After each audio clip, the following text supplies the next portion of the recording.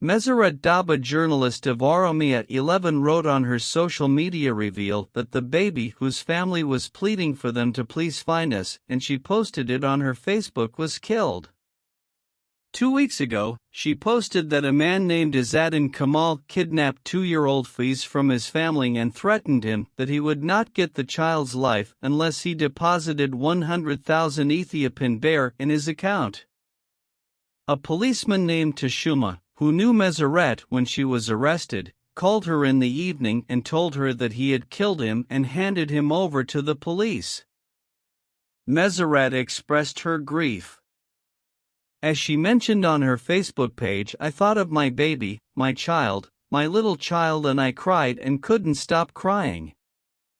The man who killed the child will be the father of the child.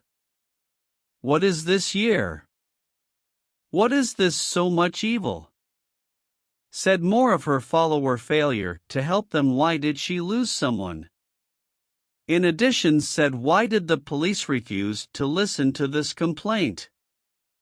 The killer killed the child because of an argument with the child's father. It would be nice if a man appeared to fight like a man. The sacrifice of the son for the sin of the father must stop. She has explained.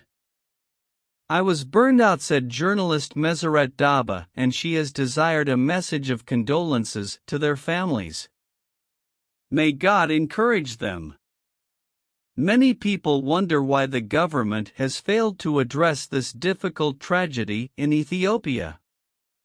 We express our condolences and urge the government to work thoroughly on these issues.